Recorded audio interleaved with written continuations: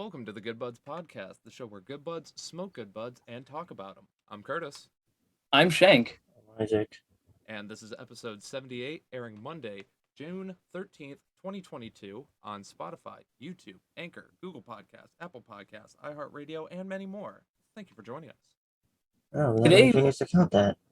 It's not about counting, it's just, it's like muscle memory type of thing. Yeah, mnemonic device kind of thing. But today, buds, we are going to be talking about miscellaneous collections that we have accrued over the years. We're not talking about video game collections for the most part, because we talked about that last episode. Go check it out if you haven't already. But it's going to be a fantastic day today, I think. Oh, yes. And not only are we talking about the collections we've erected, but we are also talking about collections others have erected and some of the biggest collections in the world of some pretty weird shit. Hell yeah, it's going to be amazing. Yeah. Yeah, that said, though, as we always start the beginning of the episode with, the typical thing that we do. I have a bong packed right here, ready to go. I have a doobie rolled right here and ready to go. And Isaac, are you burning this week or are you drinking? What are you doing? You act like I drink alcohol. No, I mean You like drinking? like pop. Harry Palmer's, you mean? More Harry Palmer's this week? More Harry style Palmer's. Harry Styles Palmer's. Oh, fantastic. dig it. Well, if in that case, buds at home, please join us as we do what these things are meant to do. If you have your bongs packed, your bowls packed, your joints rolled, your blunts rolled, your vapes ready, your rigs ready, or if you have any edibles, you can take them now, take them before, take them later. Eat them all. Does not matter. It is time to blaze it. Tok tok shkaboke. Coke vote. Mm.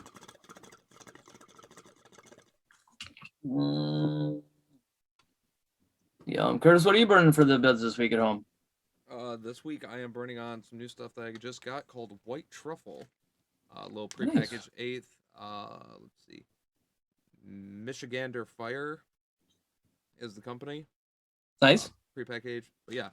White Truffle. I'll show you Budz right there. Got a little sassy. Fancy. Smoking some stuff. Pretty cool. Fancy. Packaging. But yeah. It's 18.43% THC. Looks fucking fantastic. Super dark nugs with a lot of crystal on it. A little bit of a dark purple on it as well. Shank, what are you burning? Nice. This week I'm going to be burning some Crystal Kush for the buds at home.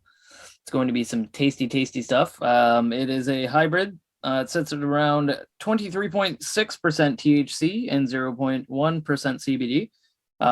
It is an absolutely fantastic strain. Nice kind of golden greens, you know what I mean? Like it's got that golden hue to it because of the crystal that's on the outside of it, but a nice kind of light chartreuse to like lime-ish kind of mix throughout the nug. Very beautiful strain. Tastes great. Smells great. Absolutely enjoyable. Love it. Yeah. Absolutely. Now, hopefully you enjoyed our little bit of a strain review there. Usually we go into a little bit longer one, and that's an exclusive video that goes up on our YouTube page, but we will be getting back to those very soon. Right now, we still are working out a little bit of kinks and stuff like that. But in the meantime, go back to our YouTube page, check out all of our other strain reviews that we got on there, as well as some other exclusive content on our YouTube page, such as video game plays. Some of our live streams are up there and everything like that. Plus, you got the new version of our podcast with our faces. Beautiful faces. Ooh. But yeah, with all of that, be sure to check out our YouTube page, Good Buds TV, and we got plenty of stuff over there for you. Absolutely 100%. And while you're already on your internet browser, please feel free to pop over to our Instagram as well as our other socials. We can be reached at GoodBuds Curtis, at GoodBuds Shank, at GoodBuds Isaac, or at GoodBuds Podcast. If you check out any of those on the social medias, you will be able to find us. And Instagram, there are links. Facebook, Twitter, fucking all that shit. All of them. There are links downstairs for you in the descriptions if you buds want to check that out, as well as our Discord channel that you can pop onto if you feel like sharing any memes or any other cool content with us that you buds find, or just want to have a general conversation with us because we love to chat with you buds at home. Absolutely. And on top of all of that, if you want to help support the show a little bit more than you already are just by listening in, we love you for that, by the way. It's true. You can check out our Patreon page and you can donate there for as low as $1. That's where all of our tiers start. And again, we got exclusive content, for our Patreons over there. We got the ability to listen in on the show live. We got a whole bunch of other stuff over there. be sure to check it out. And honestly, if you just want to like, comment, subscribe, or do any of that shit to this podcast for free, we appreciate that too. Totally helps. And Isaac, where else can the Budz catch us doing miscellaneous stuff? And only no. On twitch.tv/either Good Budz Curtis, Good Budz Isaac, and Good Budz. Nobody else. No, I'm just joking, Shank. It's Good Budz Shank. That's right. Yes, all got Twitch. Fucking be sure check it out. All that would be fun. It would be great. I have another bong packed. Well, I'm about to pack another bong right here. I'm still burning my joint, but I'm gonna do something special for the buds at home that are watching the video. I'm gonna take a hit of this vape and a puff of my joint at the same time. You know, I thought you were gonna do it. And my vape at the same time. I thought There you you were gonna do it. Inner bong joint. Oh, the jointception that'll happen sooner. Yeah, there you go. I gotta do it like this. Yeah, I gotta do. Yeah, I was gonna say you don't want to drop that in the bong. Be like that one guy and do it. If a joint goes, you'd be a little bit sad, but if a bong goes or if a pen goes, that's totally different story. Exactly. Yeah. All All right, so cue up that blaze it too. You want to hit the buds with blaze Of it. course, because I forgot it the first time. As always, that's like tradition right now. But let us blaze it. Toke toke shkabo. Joke smoke. Fun fact: why they rip their stuff? Did you know in elevators when you're going up, one ding goes up and two dings means going down? Fun fact of the day from Isaac.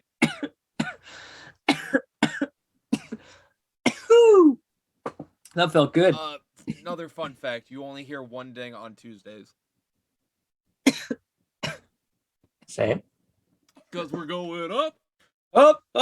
on a Tuesday. Oh my god. Fantastic. That tasted great. That was magnificent. I love that stuff. So we should just jump straight into it. Now I'm going to hit, one of us is the most prolific collector, I think, out of all three of us. Curtis, I think you can agree that it's Isaac. What? This man can't stop himself. What I do you would say mean? Isaac is probably probably the most prolific of us. We all have a little collections here and there, shit like that, yada yada. As Shank had mentioned, we all collect video games here and there. Mm. We talked about it on our last episode Yeah. 77, about retro video games. Yeah. Be sure to check it out. It's true. What we didn't mention is that we have like massive hundreds of games collections on all of our systems. So we're not going to talk about that today too detailed, but Exactly. Not the 300 games that we've had for the last, couple of Yeah. years and shit like that. We don't need to Yeah. talk about that. We're No. talking about the other stuff. So in terms of other physical content or digital content or shit like that, Isaac, you seem to be one of the more prolific of us in terms of collecting. Turn that light off. what? So why don't we start on something more fun? Let's start something relatable that everybody knows. Also, Funko. Funko Pops. Uh, Now, Isaac, you collect Funkos every now and then, right? yeah. And you have acquired a few here and there every once in a while. Yeah. What's your collection looking like now? Hold on. Just let me do this real quick. Click this. Click that. Yeah. See, you guys are acting like I have a lot, but I only got 73 Funko Pops. Okay. That's significantly Well- more Funko Pops than I own. I was gonna say I have one, and it's not even a real Funko. It's like one of those mini Funkos. So I got like 30 of those actually. I got one. It's Raven, and honestly, I don't even know where she is. She fell off my shelf. I think Quirk has pushed her. I have 3 of them, and one of them is Deadpool. I have 2 of them at my house for you, Curtis, by the way. So Oh yeah, I have Not to your mention- Bloodborne and your Deadpool. I was about to Yes, say. yeah. Isaac has so many Funkos that he has 2 of mine at his house. Yeah, 2 of Curtis's are there. It is. He let me borrow them. That's true. I did not buy them for him. He let me borrow them. Sure. Actually, he bought one off for me, but I actually bought. Well, I bought one of them. The other one's together. Yeah. I guess I haven't really bought anything lately since inflation. Yes. As But of right like now- so what right are now, your oh yeah. 1, 2.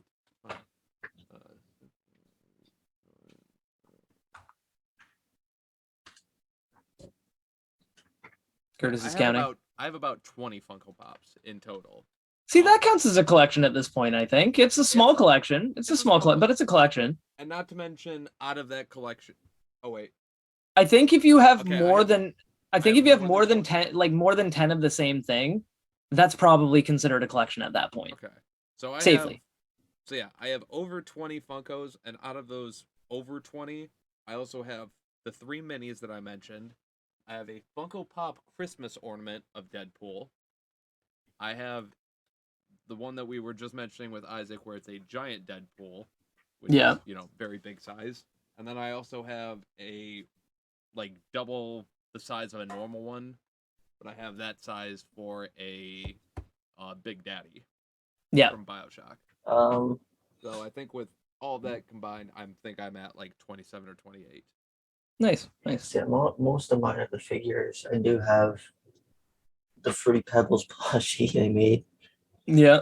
Um, What are your favorite ones? Like, what do you think if you had to pick like your top like 5? What do you think? And/or your groupings. If there's from the there's a set. A set can count as one amount. place. Yeah, a set can count as one place. I have a full set because there's only like 4 of them, but the Family Guy set I have, and nice.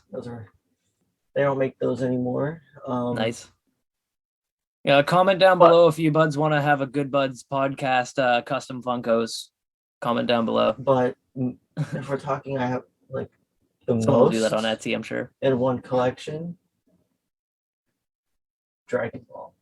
I have a lot of Dragon Ball ones. Nice. And then it would probably be right behind is SpongeBob, and then music, and then I do have miscellaneous ones. Yeah, just some kind of rando ones and stuff like that. So like with the thing I love about Funkos is that they've got like variants of like the same one. Like I know I saw the Miles Morales, I think one, the Spider-Man, like Miles Morales Spider-Man. And like they had like 4 or 5 different variations of it. They had like the Alley Cat version. And Yeah, like, I got version like I got a few Gokus for Dragon Ball. Yeah. Like I love it, man. Like and it's so cool because Grade 8 Goku, and then a bunch of his hair transformations.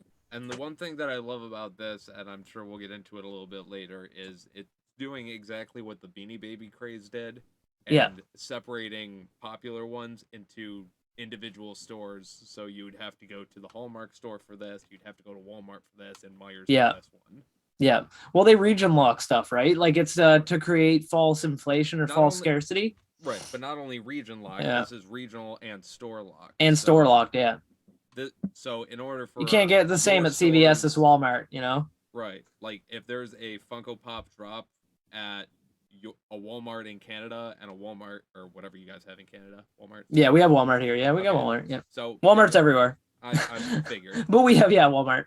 So if they dropped Walmart or Funkos at your Walmart, Funkos at my Walmart in Detroit, Michigan, and Funkos at Isaac's Walmart in Cleveland, then every single Funko they drop would be completely different. Yeah, because not only would it be based on region, but it would also be based on like the store location and everything else. So they do based off of stores, really, mostly, not region. I would per se.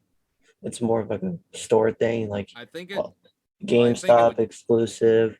I think it Walmart exclusive. I think it started exclusively as, obviously store franchise and stuff, but I think as it's grown, I think they've had to region lock and channel lock and store lock. Because what used to happen, I remember with Beanie Babies, what used to happen is like using like California would be a good example. Like, like Los Angeles and like San Francisco, like they would have like it's like or like say like fucking like Los Angeles and San Francisco or whatever would have like Walmart in that place would have completely different Beanie Babies than the Walmart like in the town next to them. You know what I mean? Like the town and not to mention like, well, they would each get their own complete different sets, but then the different regions in there would each get one. Like the stores in San Francisco specifically would get one Beanie Baby, but the ones in Oakland County would get another. Exactly, and they would do it. And they would do it from different stores. Then technically Funko do that. They do have only one in store you can go to, like an actual Funko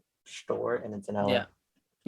And so that's what I mean is like, they might have that one or two that's super common that goes to every single store. Like I know if they don't got a sticker, they Walmart usually in every store. Patriot Bear is a good example. Patriot Bear, because literally they made millions and millions of that one, and it was shipped literally to every state in America, and every store carried it. Because they want every American to have that one Beanie Baby. Yeah, Patriot Bear. Like they wanted everyone to have it. It's Also the most common specific- Beanie Baby. But going back to Funkos, also specifically, I have a Wolverine Funko that is zombie marbles, and Yeah. every other Walmart I went to, out of the 4 or 5 that were in the set, they always had a different 1, 2, and 3, or 2, 3, 4, this or that or whatever. But they always had Wolverine at every single store, so that was the common denominator between them. Yeah, and they do that on purpose just to make it so that people will buy a Funko and they'll be like, well, shit, I can't get this one. Like, so for example, like there might be one that I would need to travel to like another province to get. I would need to like go to New Brunswick to get it, or to Michigan or somewhere else. So what I would do is I would buy it off the internet from somebody who already bought it, and they would upsell it, raising its value. So like that's what makes it a great collectible commodity. Or you can just buy it online from that Or store. buy it online. Yeah. Or that's also what adds community and shit like that. You got a group of Funko Pop traders and shit like that. Hey, I got this one that's region locked over here. I bought 2 of them. Hey, I bought 2 of these region locked ones. Let's trade these ones because we'll trade them out for the same price. Yep. So just pay for the shipping. Half that. Yeah, exactly. Right. So and it's awesome. Like, and so that's I've kind of of a couple communities like that, but I'm not 100% sure. Yeah, but it's a smart Facebook, and it's it's a smart marketing, but it's a smart marketing strategy when it comes to like like selling a physical item. Like if you have variants of a physical item that are collectible, it makes total sense to make it so that you physically cannot get your hands on it in certain areas, so that people in those areas are more willing to basically spend money on either a third party or online ordering to get the product they want, right? And it's also like adds makes to sense. the online sales and shit like that when they do exclusive drops straight from their website, like the golden, what was it, Tupac and Biggie. They did golden versions of those ones that were exclusive drops. Yep. The Biggie I have the bigger Biggie that was a Funko Shop exclusive. Exactly. Yeah, and that's what I mean. So it's really cool. It kind of makes that so that collecting those items is less of a like I want to have more of the same, or more of the same thing that does different things. Then it's like, I don't know, it's hard to explain, but it's a variety. It's one of those things like Pokemon where you can catch them all. You just need to fucking put in some work and pay some extra money every now and then. And even if you can't catch them all, you can still catch more than anybody else. You can still try your best to catch as you can. You can still enjoy. And it's also about enjoying the things that you do collect, obviously.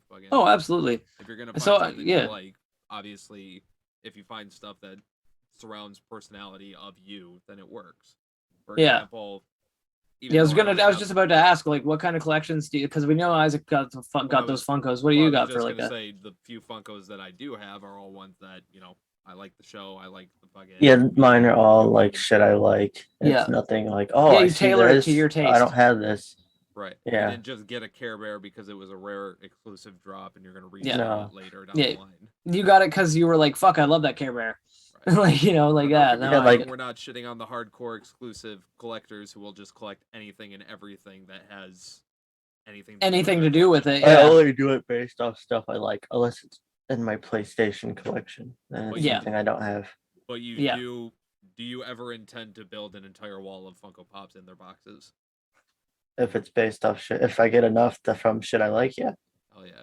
Yeah. And finally, for the buds at home, our last little bit on Funko Pops. Let us know down in the description, comments on our Discord, or anywhere you can, whether or not you put your Funkos inside, keep your Funkos in the box, or take them out. I do both. I do as well, but let us know. What's that? Are you a hard stance? Are you a hard stance in the boxer, or like hard stance out of the boxer, or one of the third option where you just don't give a fuck? No, the third option where you don't give a fuck, or the fourth option where it's like Fort Knox, you encase all that shit in acrylic. Oh yeah, put it behind like a glass box or some shit like that. I'm only gonna do that for the ones that are my most expensive ones. Yeah, one of those hermetic seal I was gonna do that to the Freddy Krueger if I got it signed. Graded. Yeah, they all get graded, and then you hermetically seal the box and everything so that it never yellows from like age or anything. Right.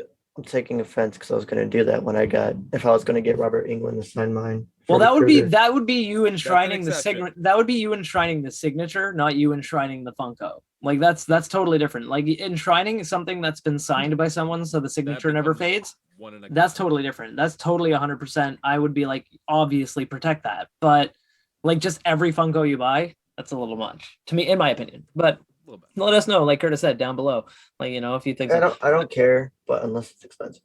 Yeah, exactly. Now, I got one behind me that that's how I look to see how many I have, because the Funko app, you can literally put all the ones you have in a collection and it'll tell you how much your collection's worth.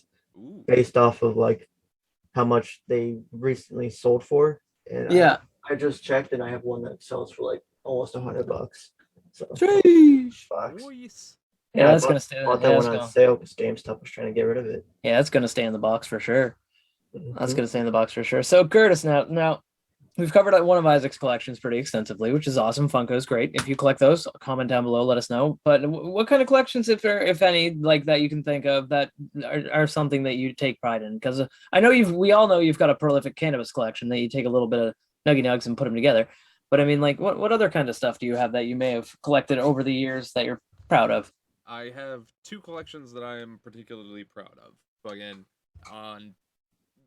I've collected random little bits and bobs and shits through the years. Again, just like when I was really young, I was collecting pencils in school just because I found some really cool ones, and they would always give them out as little gifts and stuff. So I'm like, these are cool. Like those pencils that say "cool kids don't do drugs," and then it says "kids do drugs," and then stuff said like that. "do drugs." And then I had a second grade teacher who actually got us custom pencils, so I had 3 pencils with my name engraved on it. So I'm like, okay, that's Sick. cool.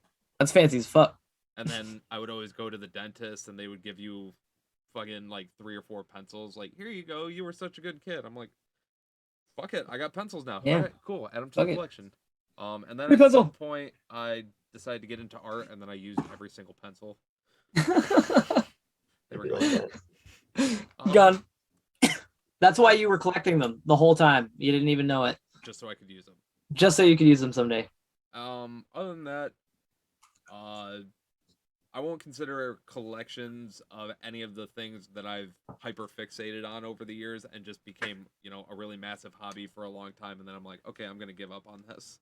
I'm not counting any of those as collections. Although that would be the best way for me to mentally deal with them. Decompress some things. Exactly. But no, in all fairness, the main 2 collections that I do still have to this day and age that I would say are ongoing is my swords / knives / sharp and pointy objects. Yeah. And then hats. Stabbing implements and hats. 2 interesting collections. Exactly. My stabbing implements have varying degree from... For the record, he does own both. For the record, he does own both a fedora and a katana, but he is not that kind of guy. I do not wear them at the same time. That's the power I'm not allowed. And his beard is not along his neck, so it's okay. He's got the chin. The chin. See, it's just no neck. Like, right no neck. It's a goatee. And he has only ever said "milady" to Isaac during lovemaking, and it was ironic. And my girlfriend fucking beforehand. was ironically. So it's okay. Okay. But sorry, he's got swords, stabbing implements, and hats. So my swords have been a ongoing collection since, small pocket knives and stuff like that when I was in Boy Scouts, but my parents never really bought me any sharp knives or anything like that till I was about 16. That's when they're like, okay, we'll let you, we'll go with you. We can trust you with bladed implements.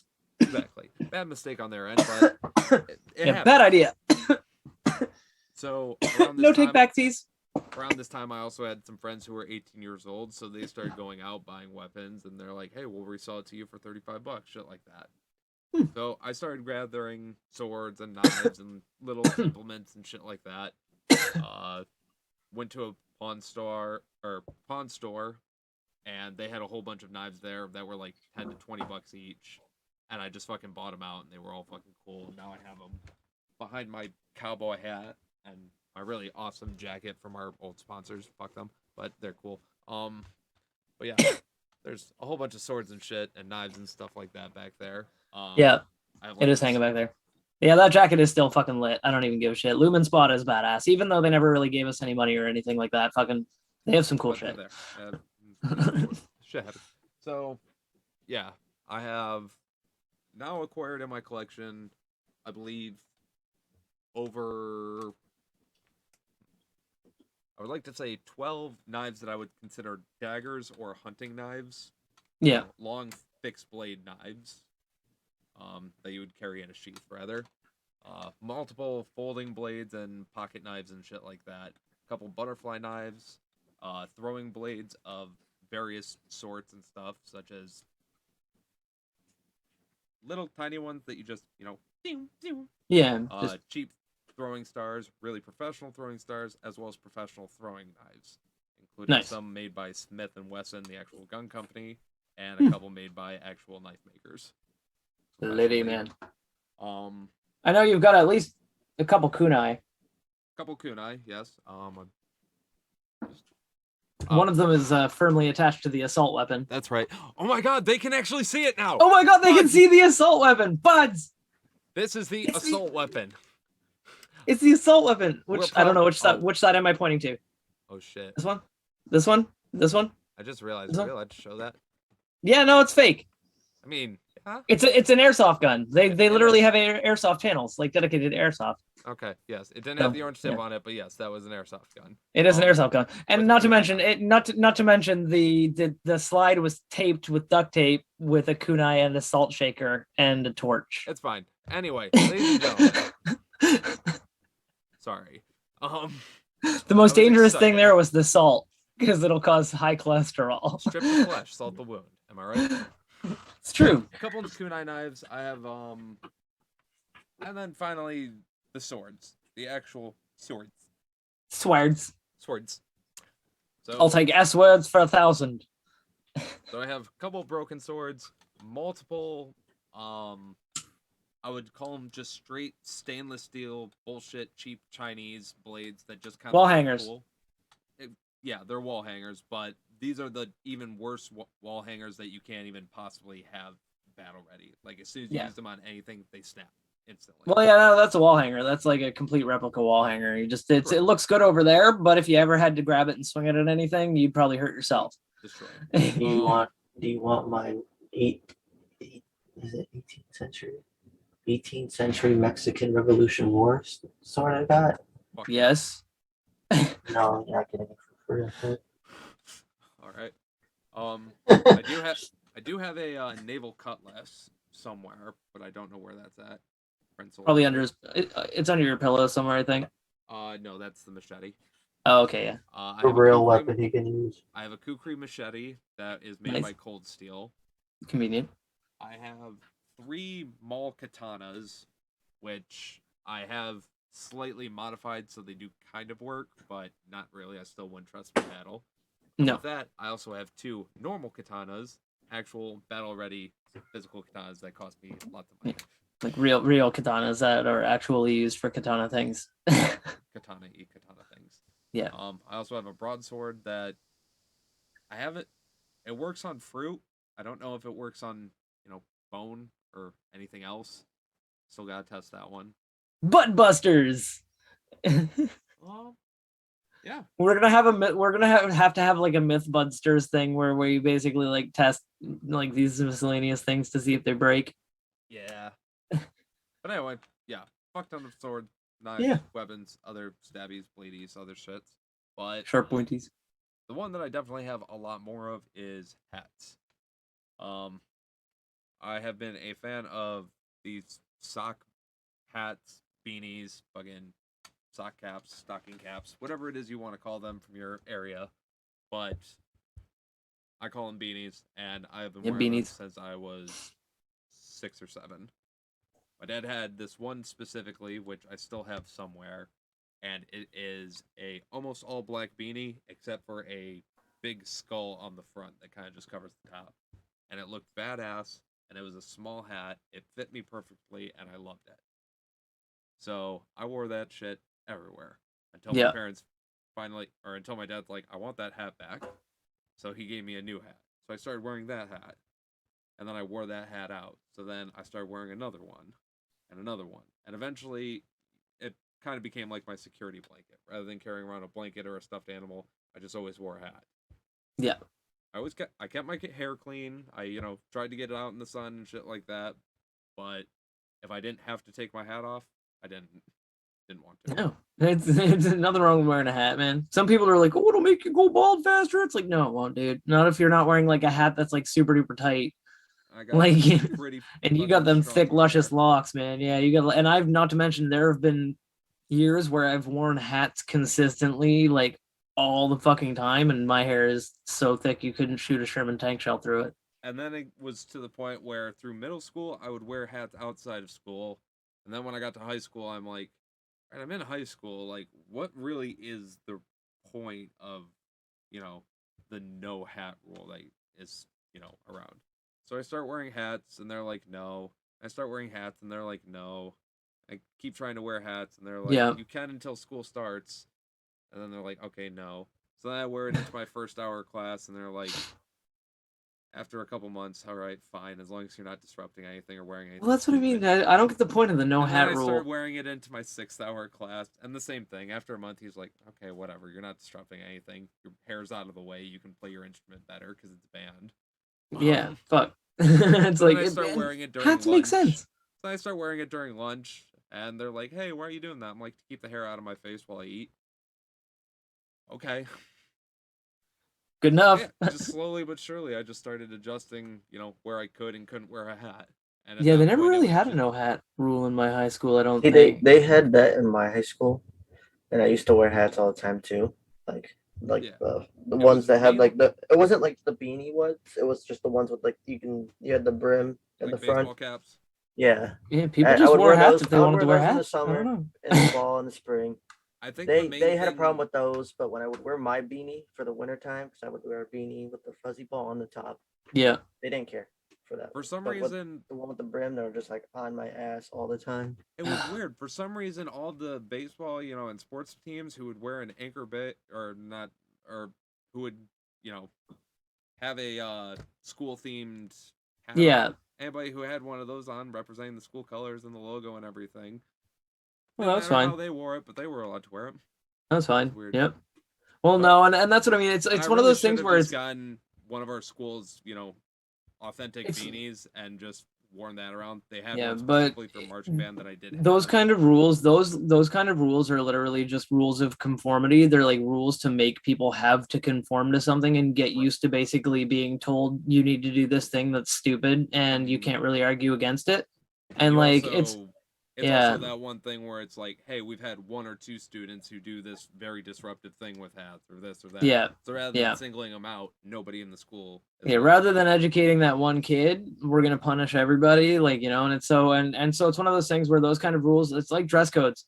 Like I've seen so many articles about kids like not being allowed to wear shorts in their schools, so they wear dresses because there's no rule against not wearing dresses. Like it doesn't say that guys can't wear dresses, so they're like, fine, we can't wear shorts. We'll wear no, just straight up full on froofy fucking sundress, like a nice beautiful Fuck it. beautiful like sunflowers all over it, like day dress, that kind of thing, man, gorgeous. But it's dumb. It's dumb. But with your hats, obviously you fought your school. You kept your fucking hat collection. Oh yeah. And Like, yeah, you're not obviously stopping as my I went hat through high collection. school, I just started wearing more hats, started accruing more and more hats. So now, not for the scary thing, trying to think of a number that would accurately go. Well, I would mean, the Bud's definitely watching say- right now. I can see 1, 2, 3, 4, 5, 6 different hat styles in your image right now. Yeah, just Like- in my image right now, I have 6 different, including a rice patty hat, Chinese sun hat. Yeah. I have a cowboy hat from Oliver Tree's concert, Cowboys Don't Cry. And Yeah, the one you're wearing. the one I'm wearing, which is a beanie. I'm pretty sure there's one up there on top of your stand to the far right, like on the far back side of it, like back behind you and up, like in Oh. that direction. Yep. Is that a I hat? have it. Yeah, that's a In hat. fact, I have my 3 Several most hats. expensive hats. Hanging I was gonna right say. here. These are my 3 Supreme hats. Oh shit. Supreme. Supreme. Yeah. One Paying more because I don't know. Okay. Fuck it. Hey, I Fuck have it, 'cause Supreme hats. Supreme I have hats. 3 of them. So fuck you. Clout, bitches. Clout. And I You also got have street this cred. headband in immediate access, which is Soul's headband from fucking Soul Eater. Fuck yeah. I wish I had that nearby. My headband's in the other room. I forgot it. I feel naked. But yeah, beanies alone, I would probably say I have close to, if not over 60. Fedoras, I have at least 7 or 8 of them. I have at least 8 any of of them. Random other various hats, just for other stuff. Like I have a sombrero. I have this one really tall cat in the hat, like style hat for St. Patrick's Day. Yeah. Shit's wacky. Shit's wacky. I'm not gonna include Well, I'm masks going to, or man. any face. No, coverings. masks are just Different they're different head accessory. Exactly. So just Yeah. hats alone, I would definitely say I have at least over 120. Oh wow, holy shit. You can rotate them out and wear like wear a different one almost all year. Not quite, but get some more. Get 365 hats so you can wear a different hat every single day of one a year. I definitely probably could. That'd be fucking hilarious, dude. I just need to. Because then you figure can out- just take a picture of your face from the same angle in the same position every day, see me and then stitch all of them together so it's like. See, me and my girlfriend. But hey, Dare Delilah as a background music for Of course. Me and my girlfriend are about to move in. Oh, my guitar's Her over closet- there. Her closet is gonna be fucking, all normal clothing, actual dressers, fucking everything hung up. Mine's just gonna be hats. Pile of hats. No. You not open a it, it'll pile be of like- hats. Every hat will be hung up on its own individual hanger, upside down, freshly Febreze. Oh, I was everything gonna say, that. Jesus. It'd be like There'll be a Zib- pile of clothes in the corner. I was gonna say it'd be I'd like have to sort through Zaboomafoo. It'd be like Zaboomafoo where you like open the fucking door and like there's just like Yeah. like wall to wall like hats and you pull one out and they all Whoa. explode on you. Whoa! He's just gonna Those have a wacky corner Cat Brothers. closed with it and just be like, I really need to go through this one day. Yep. Never does. Never does. Yep. Yeah, but no, that's cool, man. I think like obviously, and like like that's the thing is you got to like firm connection to hats, and like you've collected a ton of them, so that's fucking baller. It's the best reason to have a collection. Couple of ones of special note that I have. Obviously, I have the ones that I'm wearing right now, which are like my favorite style, I guess. My everyday hats that I just kind of have like 4 or 5 of these that I just pick between those colors mainly. Yeah. You switch it out, the style and shit like that every once in a while, but these ones are usually nice, cool, easy to work in and shit like that. Yeah. What you're vibing with? Exactly. I don't know. I feel like Curtis without a hat is a menace. Is a menace. Yeah. Yeah. It's kind of one of those things where Curtis without a hat, it's just It's scary. just like you're not you without your hat. Yeah, it's like those Snickers commercials where you're turning into Danny DeVito or something. I hope that's not Roseanne. true, 'cause Roseanne. I hope that's not true because there's 3 reasons why I take my hat off. Shower, sleep, and another reason that starts with S. Yeah. That's right. So, Shitting. Not me. He takes his hat off when he shits. damn right. Hat's coming off, but you know it's getting serious. I'm Sweaty. about to be sweating. Oh, Oh, you thought I meant sex? No. no, The no, hat no, stays no, no, on. no. The hat stays on, just like the socks. Just like the socks. You know it's Um, casual sex when you keep your socks on. Yeah, obviously I mentioned the Supreme hats as well. I have a fedora that belonged to my grandpa that I just randomly found in his closet while we were going through stuff after he passed. So it was unfortunate, but I was also like just getting into my fedora stage because I didn't realize that they were nerdy yet. So I was collecting fedoras and I'm like, I love this hat. He didn't know about the implication. Exactly. So then I I wore don't know that. about you, but only cool kids wear fedoras. Here's the thing. I wore True. that fedora to a dance, and Yes. I did not actually get laid, but I Yeah, had a women fun know. time for a high schooler. Yeah, he had a good time For a high schooler. for a high schooler. Yeah, Yeah. for a high school. school. Day, I would kind of just be like, that was a shitty fucking experience. I'm pissed that I paid that cover fee. As Yeah, a high Oh. schooler, I'm like, all right, this is probably as good as I'm gonna get without getting actually laid. yeah. It's about as good as it's gonna get. So yeah, that was a good. Because even they didn't know how nerdy fedoras were yet. so that was a good night. That was a good Bonus. fedora. Ah. And then finally, I have a beanie that actually has built-in speakers into the hat.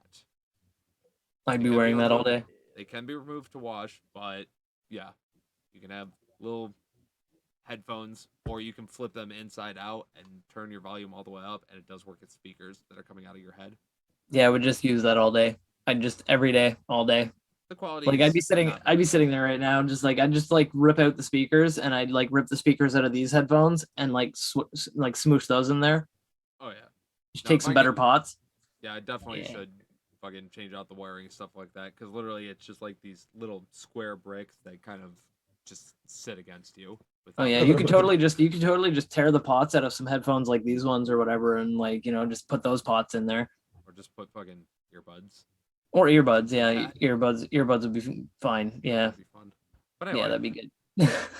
Yeah. My hats and stuff like that. So Shank, we've been going this entire time. How about something that you do collect? Fucking obviously not too much into the Funkos. We know about your weeds, you know about the video games and stuff like that. But It's true. It's true. yeah, Well, my most prolific collection, I'd have to say, hands down, without question, is things that make noise, instruments, and other miscellaneous noise-making devices that may or may not be classified as instruments, but they damn well work fine for them. So overall, I'd say I have 7 guitars. I have how many percussion- electric, how many acoustic, real quick? I have 4 electric.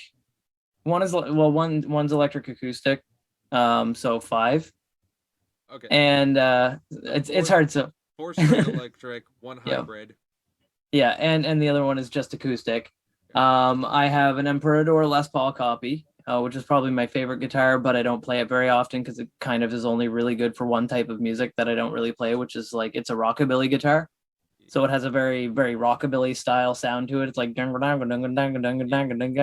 it's cool for that, but not really great for much else. I mean, if I wanted to play like old country, maybe, but I have a Fender Stratocaster copy, which is just a kind of throw around guitar. It's one of my oldest guitars, though. My parents gave that one to me.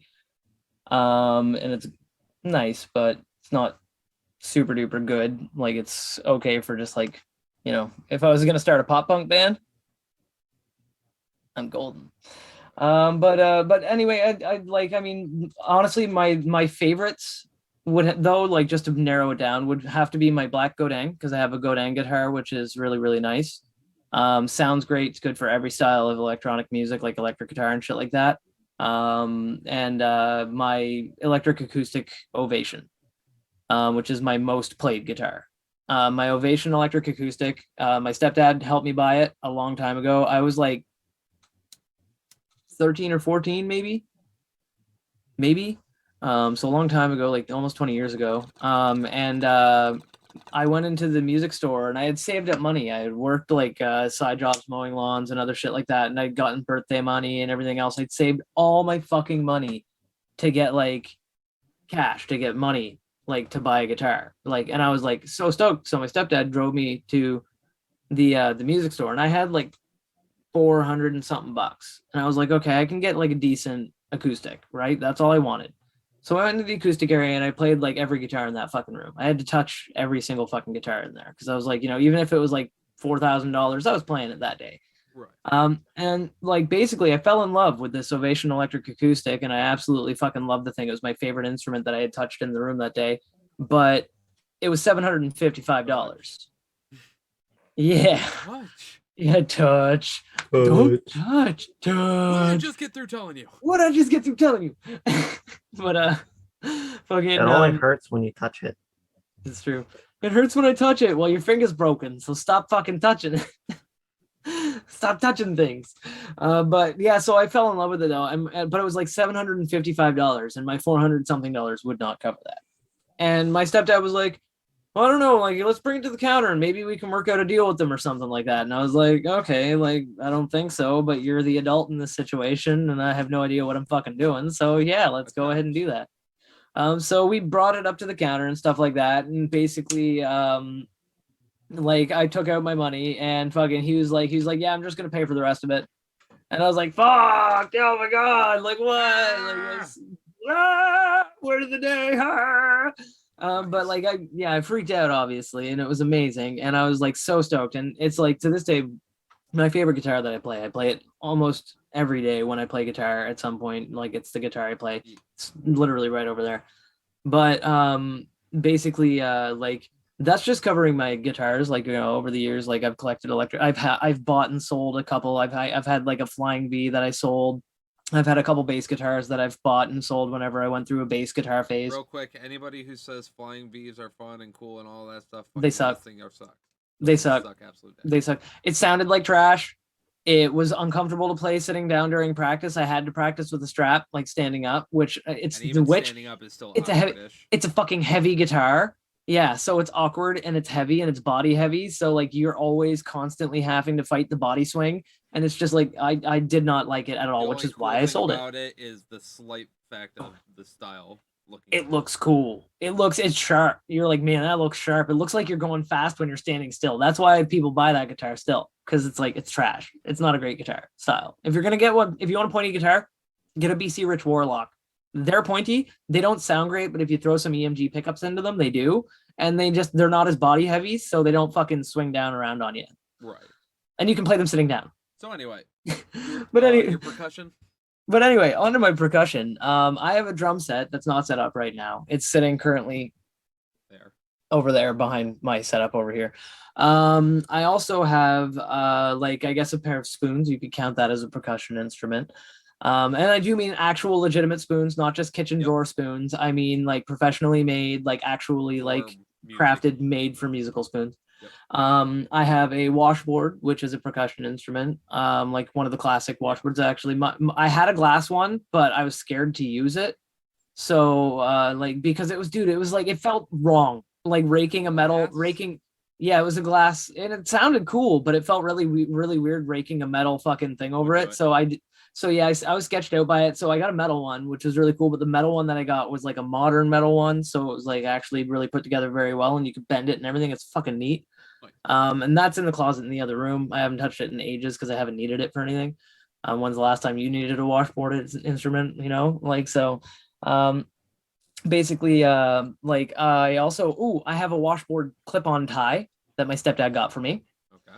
So it's literally exactly what it sounds like. It's made of metal. It's made of sheet metal. It's a tie that you clip on, and it comes with like 2 finger picks that you put on your fingers, and it's like just shaped like a tie, like a regular business tie, and it's a washboard. I can just twang on my tie. Yeah, so I can just so it's neat, and that's cool. I have a Wurlitzer electronic piano, which technically, because it operates on a hammer, like a classical, like it operates like an actual piano, like it actually has a hammer inside the machine that hits something. It technically is a percussion instrument. Some people would classify it as like an electronic, but because I would still classify that as keys.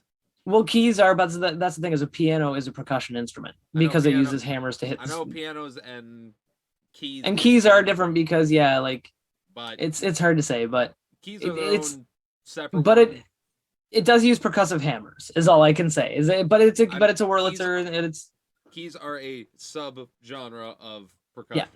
Yeah. Good point. Such as the subgenre of drums, the subgenre of cymbals, and the subgenre of So I'll just consider those. Okay, so I'll just consider those tied in right now, and I'll just mention them very briefly in passing. I have a classic Wurlitzer. Mine is, I think, from 1970 something, 78, I think.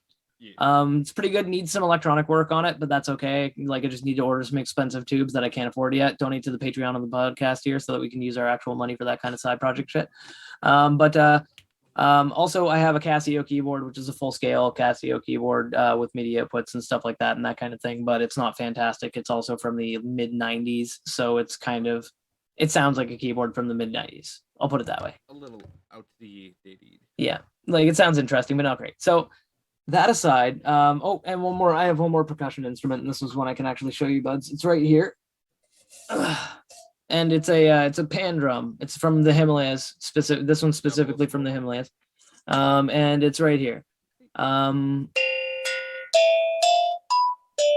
we're playing Minecraft? Yeah, I know, right? like, yeah, and it sounds awesome. It's a nice little like pan drum. It looks a bit like a UFO. You set it on a table, and it's got a nice little resonance to it. You can just, it sounds good. Oh yeah. But yeah, it's very. I like to keep that one up on my shelf here, just kind of like nice and somewhat in view. And yeah, it's a great little instrument. That's probably that's the last percussion instrument, I guess, as you'd call it. But I also have a couple wind instruments as well. I have like 5 or 6 recorders lying around, because who hasn't gotten a million recorders over the years that are lying around. I also have a full scale harmonica set, so like every key, like the full key range of harmonica set. I have a flute, which I never touch ever. I just don't. Well, I have a that blows. saxophone. Yeah, I know, right? Well, it doesn't actually, but it kind of sucks. But because it doesn't blow. But I should, you know what? I should blow it more. I'm gonna come on here one day and just flute, just fucking. You don't have to just yourself. just.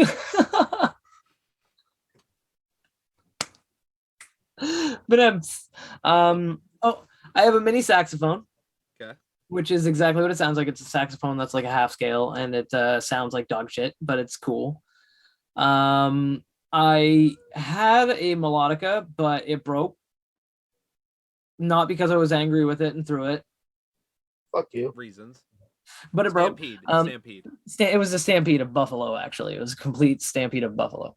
The buffalo. A royal buffalo. A royal buffalo stampede. So yeah, so that happened, and it was a very unfortunate turn of events.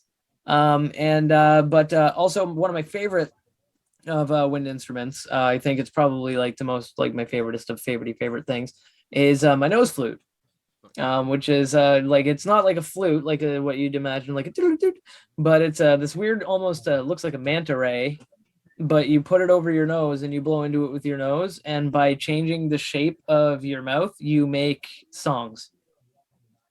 Yeah. Which is interesting. It's really fucking weird. It's like the strangest instrument I own, but it's probably one of the favorite ones that I own. So you like basically just make different vowel shapes with your mouth, and it makes the note go higher or lower. So it's like, and you like blow through your nose, and you can do everything. I was like annoying the shit out of my other half by doing Darude Sandstorm, just like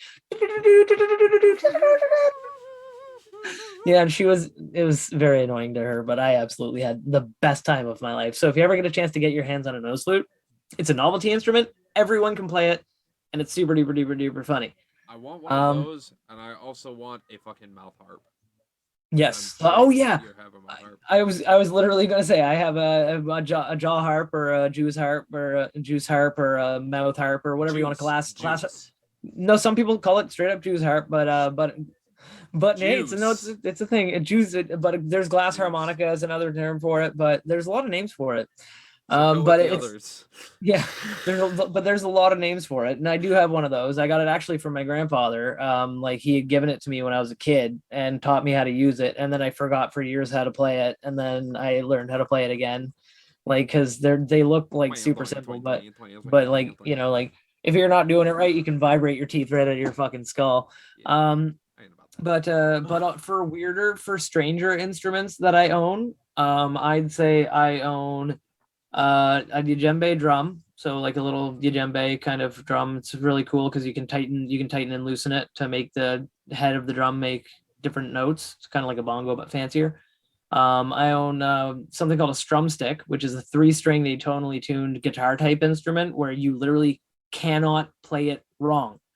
You can hand this instrument to an infant toddler and they can smack the strings and it'll sound like they're actually playing music. It's really fucking cool. Like people are like, I can't play music. I'm like, just grab it and strum the strings and put your fingers anywhere. Like anywhere. Like take this hand and put your fingers literally anywhere and play literally anything with your other hand and just trust me. And they do it, and every time they're like, oh my God, oh what? Oh my God. And they're like playing Mary Had a Little Lamb before you know it. It's amazing. Like it's like one of the best instruments of all time because it's literally anyone can play it. If you want to get a kid into playing music, a Strum Stick is a great place to start. My stepdad has the other variation of it, which is called a Merlin, and I keep trying to convince him to give it to me Yeah, it's called a Merlin, which is a badass name, but it's just like the Strum Stick where it's atonally tuned, but there are actually 4 strings. So the top 2 strings are 1, so it's like single string, and then instead of having a single string on the bottom like the Strum Stick has, it has 2 strings directly next to each other, like on a 12-string guitar. Right. So you get that extra weird, like twangy sound from it, that like 12-string acousticy noise off of the high string. And so it's like really, really cool sounding. And you play it the exact same as a Strum Stick. So you can literally, once again, put your fingers anywhere you want to. Anywhere you want to. Anywhere you fucking want to. And it sounds good. Like you can't play it wrong. It's like, and it's like one of those instruments that literally it's like, I love it. I love it. When I feel like making music and I don't feel like putting any effort in, I'll pick up my Strum Stick and I'll just be like, like it's amazing. So like, and yeah, so that's like, I mean, most of my physical instruments, like most of the ones that mean the most to me, at least, I do have a ton of other like miscellaneous, like just like tuning fork, triangle, like, you know, just stupid shit lying around that I've collected over the years. Like, but like the ones that mean the most to me. And I mean, I've also got my virtual instrument collection for VSTs for like my digital audio station, and there are hundreds of those, so I'm not even going to touch on it. Let's just say I've got like Massive and like Serum and a few other of them that like you can, if it comes like, to if it comes to a computer, he can make any music. Yeah, I can make any sound I want with my computers, which is amazing, which is the best thing in the entire world. I can, like, I love my physical instrument collection. Don't get me wrong. I would never, ever want to live life without a physical instrument within arm's reach, but Shank, I can definitely agree with that. dude, did you hear? Okay, I gotta tell you, since you pulled that out, there's a dude on YouTube who made a fucking auto tuner for a fucking slide whistle. What it was is like this wood slide contraption that you put the slide whistle into, and it actually like has magnets built into the side of it, so it will actually go to specific keys, and you can be like and like go to a specific key rather than like just estimating where you're supposed to slide to. He actually tuned it and then hooked it up to a fucking computer so that it would like process MIDI sequences through the slide whistle. It's incredible. I'm checking this out. Yeah, this is going to be something that you're gonna have to check out later. Yeah, like, but it's, dude, it's amazing. Like the dude made an auto tuner for the slide whistle, so he can play whatever you can play whatever you want through it, tuned perfectly. I can do the same thing. Hold on, 1 second. Oh, you're gonna use your voice mod to this is amazing.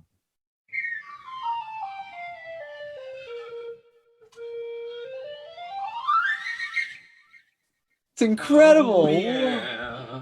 Wow, that was like perfectly auto-tuned. Thanks. That was amazing, dude. Did any of that actually work? I couldn't hear it. No, it actually sounded really fucking cool. That was like Budz, 10 out of 10. Budz, come on. Just for that alone, give us a like, Follow. comment, Follow. share this with somebody. Subscribe. Something. Do something. Do something. Just Do that something. was that alone Do was amazing. something with your life. Do something. Do it. Just do it. Don't let your memes be dreams. Just do it. Just do it. My dog is. I used to be like you. I used to not decide whether my dreams should be dreams and memes should be memes. But now, Anyway, don't do it. No, that's amazing. But I mean, so obviously all three of us have like things that mean a lot to us and we collect and we enjoy and we love. But there are some fucking weirdos in the world who they have things that mean. First things first. Yeah. Let us compare our collections to the #1 collections. So everyone. That's a good call. Google your collections. Oh, I already got mine. I already know what's going on with mine, actually. I already know exactly what's going on with mine. So with the instrument collections, I'll touch mine because Curtis is still Googling and Isaac's going to Google too. So with the instrument collection, the Guinness World Record holder for the biggest personal collection of musical instruments is 2,000 instruments and counting. It's Joseph's Treasure Trove has instruments that have long gone silent. The city-based collector has been adding his own creations to the mind-boggling collection. So what he's been doing is he's got 2,000 plus regular instruments, but he's been inventing his own and adding them to the collection as well.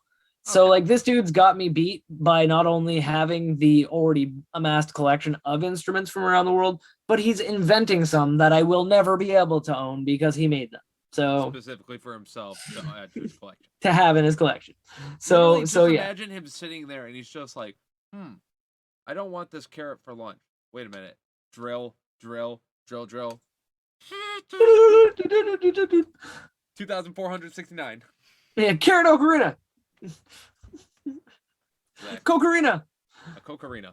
I've got an Trademark. ocarina made entirely out of cocaine. It's called a cocarina. That'll send you through time. Do not breathe in with your nose. No, it's just like you start the song up like.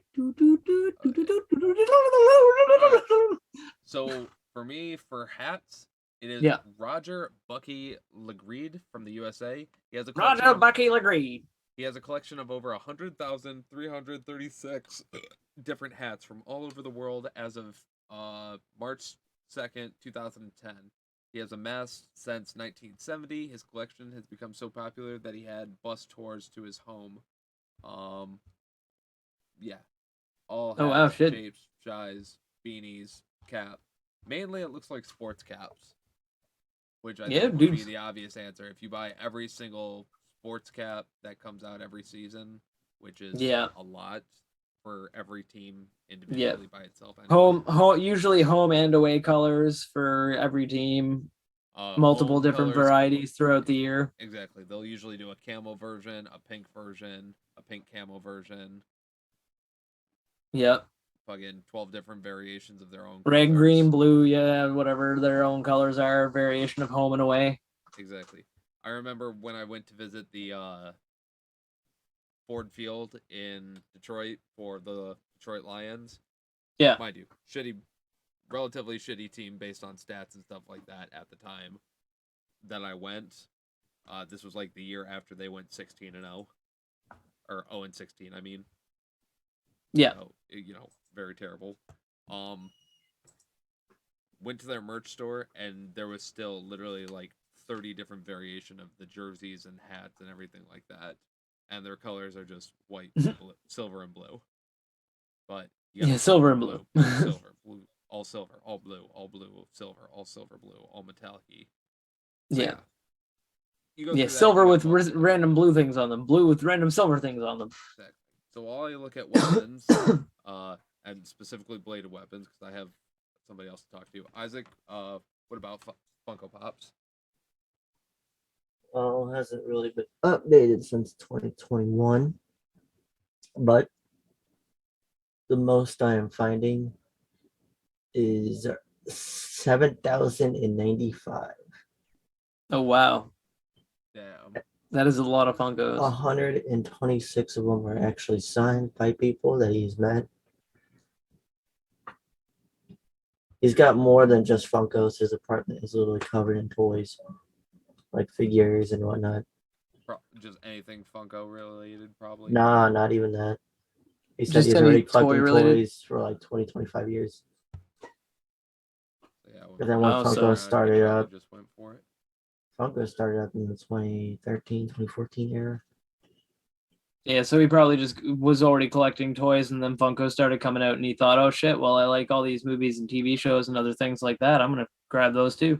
And now he just collects ones that he doesn't have. According to this article, it says that he has stated that he buys 20 to 30 different ones that he does not even have yet. So there's a lot more out there that he does not own. Yeah. But yeah, well, I mean, he almost has 10,000. Yeah. Well, he's probably up there now. That was fucking 2021 of May. So yeah, so he probably has bought more. Yeah. All right. That's insane. That's a lot. So considering the fact that every website that sells swords considers themselves a collection, it's very hard to find who actually has the largest private collection of swords and or blades. I'm going to just say it's Doug Marcaida. I am going to say it is Jackie Chan. Maybe. Doug Marcaida makes sense though, because he's the dude from Forged in Fire who literally seems to be like obsessed with knives. Well, Jason Statham, you don't remember? Like, it depends. He only probably takes the blade from the losers. Like, hey, you lost, taking your sword. Well, I no, don't know. no, because I mean that's the thing is like, usually when the losers with the losers, they're like, get the fuck out of here, and they like let them take their shit. But when the person wins, they like keep the blade and hang it up on the wall. I Because don't know. that's the studio. That's like I true. said, That's true. But I mean, Doug Marcaida is like literally a knife training expert, I apparently. know, but Jason Jackie Chan Statham. also has a lot of money and a lot of places Nick to Cage. store. I'm saying Jason Statham because of the extendables, and he was the first person to win, and not he was the first person to bring a blade to win a gunfight and win. That's true. That's true. Jason Statham. He was not the first person. No, he wasn't the And- first dude. Well, That's in the not true at all. extendables, he proved it. Just saying. No, because I remember it was Todd Jane. What is it? Tom Jane. G.I. Jane. No, Tom Jane and the Punisher. No, not Jada Smith. But Tom Jane from the Punisher movie. Fucking one of the Tom assassins. Jane. Like one of the assassins tried to kill him and fucking pulled a gun out on him, and he had like a switchblade knife, and the guy's like, "You got to be stupid bringing a knife to a gunfight," and he's like, "Yeah," and then he like presses the button and it like shoots the blade out and stabbed him in the neck. So it's like, yeah, suck it. He brought a knife to a gunfight and won. Hey, it's still a knife. The key word there is knife. projectile knife. Still a knife. I don't know if that counts. So anyway, It's still a knife. But yeah, no, it's hard to nail down. Now, if you buds have a better source and you can find out who has the largest private knife collection, and it's not Nick Cage or Tom Jane or Jason Statham or Jackie Chan, just let us know down below. Like, hit us up in the comments and let us know what you found. Billy Bob Thornton. I think he has the biggest used heroin needle collection. And also meteorites. And I thought we were meteorites. just saying celebrities now at this point. I was in Armageddon, damn it. I was in Armageddon. God, I used to sleep with Angelina Jolie. Sure, Grandpa, come back to the facility. Right. But Todd Howard. So we also have on top of these collections that obviously massively over trump ours by multiple years and thousands upon thousands of items. An actual dedication. Supreme pure dedication to the collection. There are also people who also live that life of super extreme collectathon. Hyper focus on getting that dub on collecting shit. Which True. there isn't really a competition on it, but there's no dub to get, but they're getting it. They're getting it. Yeah. So suck it, loser. So okay. we got the third other collections that exist, and speaking of a couple who's getting it, this wacky couple who share their home with 240 love dolls. It's 6-year-old Bob Gibbons and his wife Lizzie, who's 55, and they have a collection of 240 different kinds of love dolls that they like dressing up and taking on shopping trips. For a second, it just glitched out there, and it sounded like you said 6-year-old something and his wife, and I was like 60. No, it just glitched out, and it was like 6-year-old and his wife. No, 60-year-old Bob Gibbons and his wife Lizzie. Oh my goodness. Who is 55. Interesting. Yeah, they say they have always been interested in dolls, but the passion really started to develop when they used to buy rag dolls and other toys for 2 kids. He then moved on to buying shop mannequins for a few years and amassed a pretty impressive collection. But it wasn't until he found an online forum about silicone dolls that he realized what he really wanted to collect. With the help of his wife, he acquired his first silicone doll, Beverly, in 2007 for around $4,000. I went to find this article, but I ended up finding a store that sells them, and yeah, they're expensive. Yeah, there's got to be something going on with a dude who wants to own as many physical human analogies as he can. Oh, there it is. So it was around $4,000 that they bought that one, but that was only the beginning. As the couple continued to buy different kind of love dolls, the cheap blow-up dolls costing $639 at most, to realistic silicone dolls like Jessica, who put a serious dent of $11,202 Jesus Christ into the family budget, all in all. Oh my Bob God. and Lizzie Gibbons estimate that they've spent around $160,000 since they started collecting love dolls. Oh my god. Roughly $160,000, and I am pretty sure that they are lowballing that. I Yeah, guarantee low. Yeah, you're damn right. He's 60 years old. He's definitely lowballing that. Yes, but I guarantee that number is actually more probably. But yes, also comedy. So you're probably wondering what someone does with $240 in mannequins, especially when they live Nope. in a not so spacious bungalow. Wasn't even thinking about it. According to the wacky couple, they love dressing up dolls, washing them, and fixing them up so they look their best. And since they're both very picky about their dolls' appearances, this takes a lot of time. That's so weird, man. So yeah. It's really uncomfortable. This old couple, like, you know that at some point they considered kidnapping someone, right? Like, you know that it's Isaac's dying. Isaac, are you okay? I'm watching a fucking video about these guys because I finally found something other than a fucking store that sells them. Yeah. I found a YouTube video, and guess who covered their addiction or obsession? I mean. Oh, was it them? It's TLC. Oh my god, no way. And they're describing like the what they do or like the dolls and whatnot. And they're like, these dolls sometimes can cost up to $4,500 new, and they come with so and so and so plus a rose to describe their virginity. Oh my god. What? It's so weird, man. Real quick, if you want to watch something about sex dolls, I highly suggest watching. There is a Whitney Cummings stand-up documentary where she got a sex doll made of herself, and it's fucking hilarious. The whole process that she talks about. But that's interesting. Sex dolls are gonna rule the world. I fucking love it and cannot wait. Like, and honestly, like, that's the thing is, I think there's something inherently strange about wanting to own a human analog rather than actually, like, like, it's weird. There's something weird about that. Yes.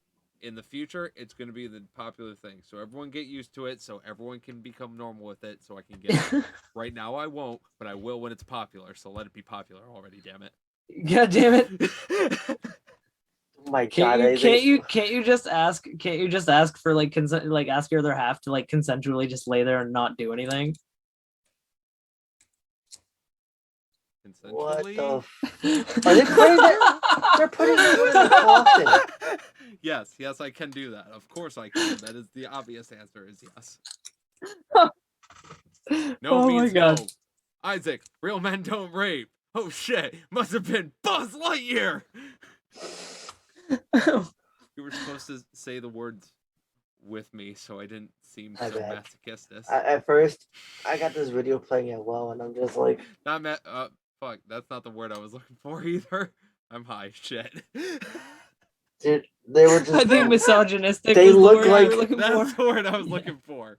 They were It's like when they carry these dolls, they look like they're killing they're carrying a dead body away. Oh my god. I know, it's terrible, isn't it? Like, it's weird. They just put one in a goddamn coffin. But hey, you know what? If old people want to fuck strange, if old people want to fuck strange, they've earned it, man. They've lived this long. Let old people fuck strange. I don't even care. I don't even care.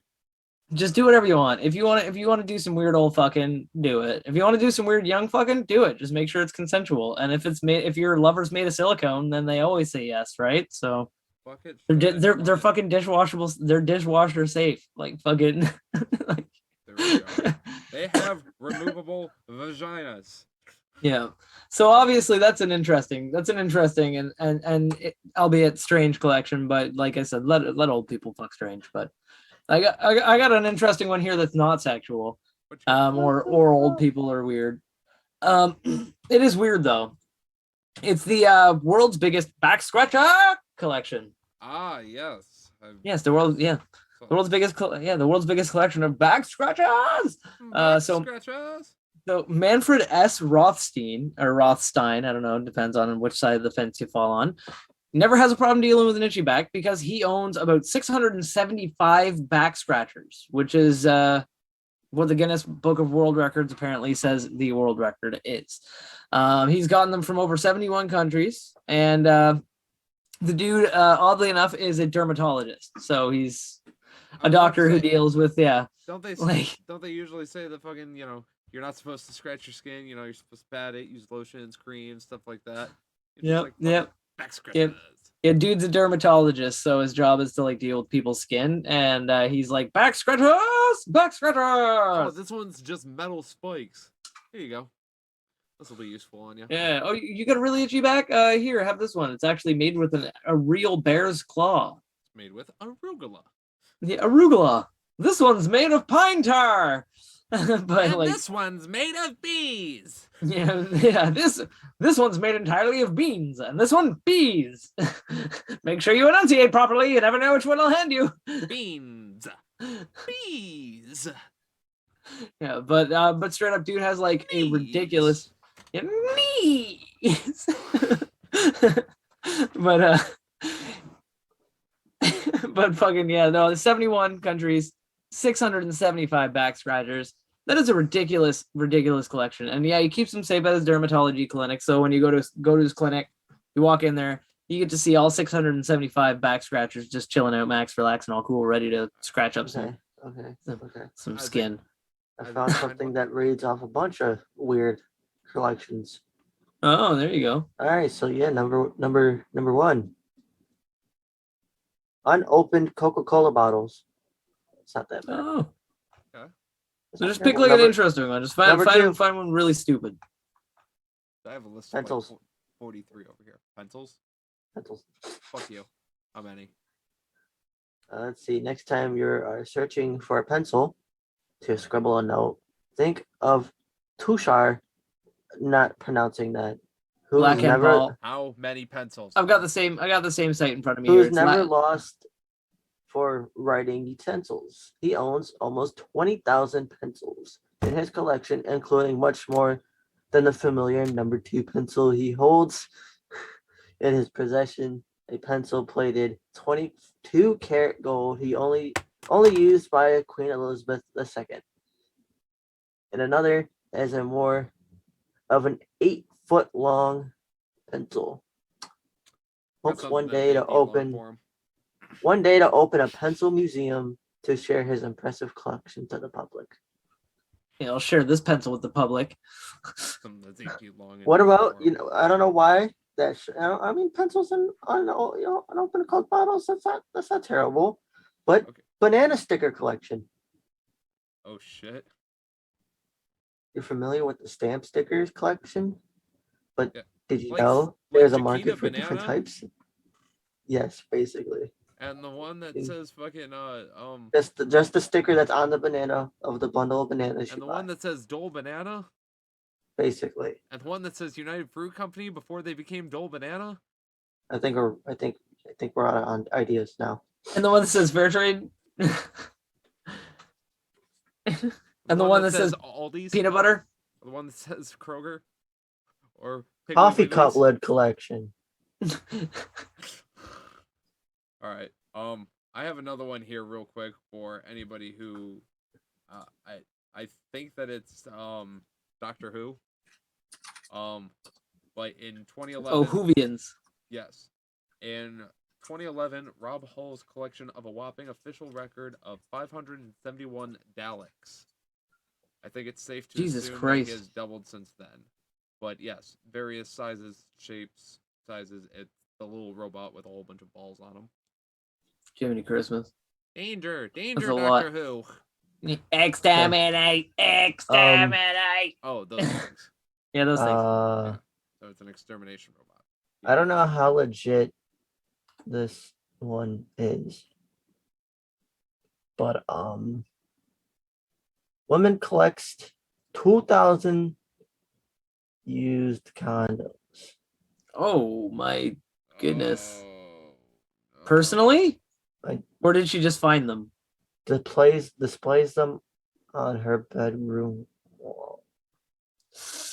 Okay. I don't know how true this is. I'm not sure how this guy is still alive or how he's faring. But apparently there's a guy who has a ball of gum that has already been chewed. So you chew the gum, you put it into a ball, you form a big ball of it. Yeah. His ball of gum is specifically 6 years, 95,200 pieces of gum later, creating a 175-pound gum ball. Oh, You know what the worst part of it is? what? It's all nicotine gum. Oh, The entire ball is nicotine gum. oh, Quit smoking. But the good news is he quit smoking. So, oh, but it took him 6 years and 95,200 pieces of gum later. oh my God, dude. I mean, At least he didn't swallow any of it. yeah, no, I mean, that's But yeah, that's that's all right. Well, since we're on weird and disturbing ones, there's a basically a collection here. 30,000 toenail Wait, clippings. oh god. Oh, Yeah. but Yeah. how many love dolls did Bob have? A 200 something. Okay.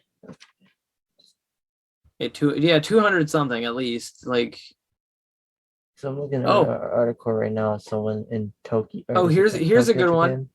Japan. For the last 40 years in Eckhart County, Joanne and Cecil Dixon have collected cocks. God. And by that I mean chicken related items. Chickens, like chicken fridge magnets, chicken planters, chicken ornaments. Oh, Yeah, they have 6,505 cocks in their house. So here's the thing, guys. This next one, it's not so much that the thing itself is weird. It's the context. So David Morgan owns the largest collection of traffic cones with 137 unique traffic cones. Okay. So Okay. it's not that weird, right? You know, traffic cones. Okay, it's kind of weird, but it's an obscure thing. So if you would kindly go to fucking the memes page on our Discord. As I go here. Opening that right now. Speaking of which, Budz, down below in the description, there is a link to our Discord channel, so you can check out these memes on our Discord channel. But on top of that, I have it on screen for anybody who's watching on YouTube. But yeah, I wish I could bring that up a little bit closer. But Where do you see it? Memes. Oh, I'm in memes. I have. Oh, duh.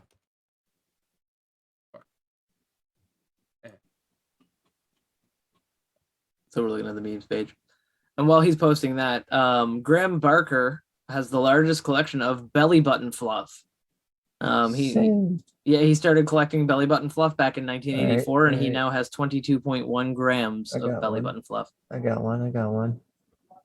56-year-old Chen Qingzhou has over 5,000 bras. Oh. Bras. A lot of bras. 5,000 bras. Bruh.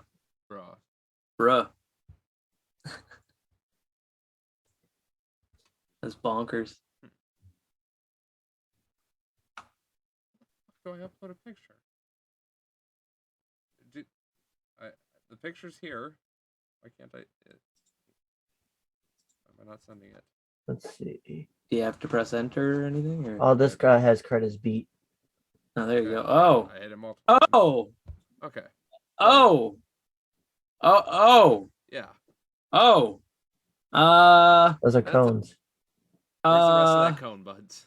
So for context, for the buds who are only listening to the podcast right now, the man's be surrounded by traffic cones, like completely surrounded by the typical triangular pointed traffic cones. Some different varieties, but he's also sitting on one, and it looks like it's actually double stacked. So it's not just a single one; it's a double stacked one. So there's two on top of each other, and the point would appear to be by where his belly button is right now.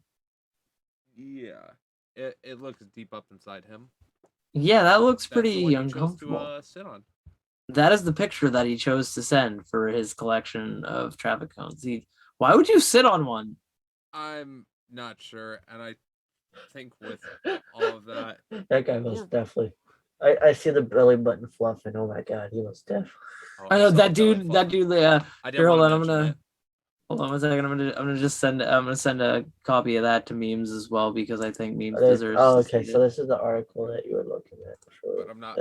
But yeah, we're not going to talk about that here. In fact, we're going to have a little bit of time, and I want to be able to get a quick little stream in tonight. These are. Good Budz Curtis. Be sure to follow him. I also have to take Follow the Good Browns Budz to the Shank Super Isaac. Bowl, so There you go. There's a picture of our man's with his collection of belly button fluff. And if you want to check out that picture, be sure to check out our Discord. It's Good Budz Down there. server, or Good Budz podcast server. Links are downstairs below. But again, we thank you so much for watching. Be sure to check us out on all the other social medias, all the other stuff. Yes, buds. Again, showing any other place that they can find stuff. Absolutely, 100% buds. If you wanted to check us out on all of our other social media links, like I mentioned at the start of the show, you can check the links down below in the description to hit us up on Instagram, Facebook, Twitter. We've got like every account on every different service you can find. There are links down below for you.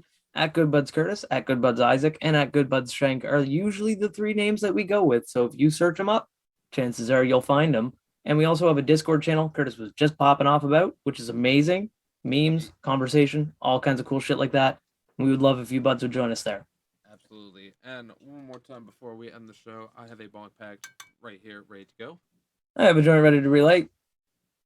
And Isaac, do you have some more Harry Palmer still? I do, but I'm not. I need I need bathroom.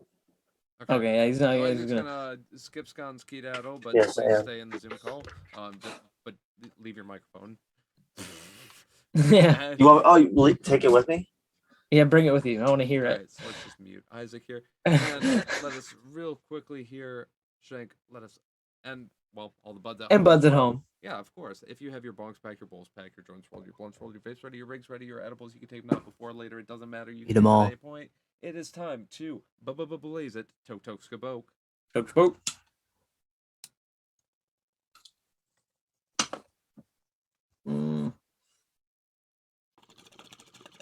Oh, tasty, tasty, tasty.